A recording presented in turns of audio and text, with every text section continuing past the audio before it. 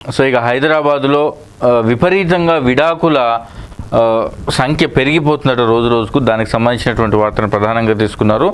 తడబడుతున్న 7 అడుగులు, ఏటా వేల సంఖ్యలో విడాకుల దరఖాస్తులు, ఒకరినొకరు అర్థం చేసుకోలేకపోతున్న కొత్త జంటలు. సో ఇక గ్రేటర్ హైదరాబాదులో విపరీతంగా ఈ విడాకుల ట్రెండ్ కొనసాగుతుంది. సో గ్రేటర్లో ఎంతమంది విడాకులు తీసుకున్నారంటే, గ్రేటర్లో ఏటా విడాకులు కోరుతున్న జంటలు సుమారుగా 3,000 మంది ఏటా విడాకులు కోరుతున్నారట.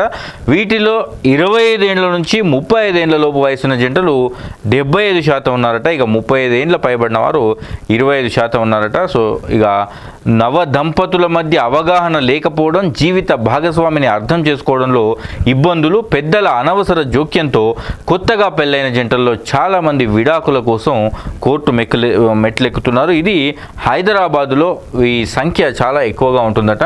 నిన్న ఇక విండోస్ షట్డౌన్ కారణంగా ప్రపంచవ్యాప్తంగా అనేక ఇబ్బందులు ఎదురైనాయి. అందులో భాగంగా హైదరాబాదులో జరిగినటువంటి విషయం ఇది. నింగికి ఎగరలేక, నిరీక్షణ తాళలేక ప్రపంచవ్యాప్తంగా మైక్రోసాఫ్ట్ సర్వర్లో తలెత్తిన సాంకేతిక సమస్యతో విమాన ప్రయాణికులు తీవ్ర ఇబ్బందులు పడ్డారు.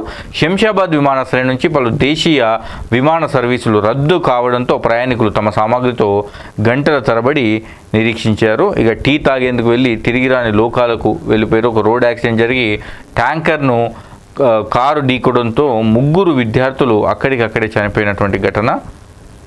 ఇక గోపన్పల్లి తండా పై వంతెన ఇవాళ ప్రారంభించబోతున్నారు.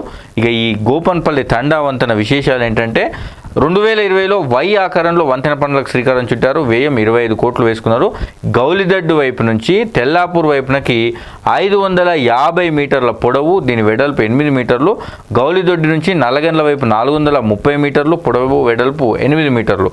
రెండుగా చీలక ముందు వంతెన వెడల్పు 11.5 మీటర్లు ఉందట. దీంతో ఇక కొంత ట్రాఫిక్ చిక్కులకు చెక్ పడబోతుంది. ఇవి ఇక గ్రేటర్ హైదరాబాద్కు సంబంధించినటువంటి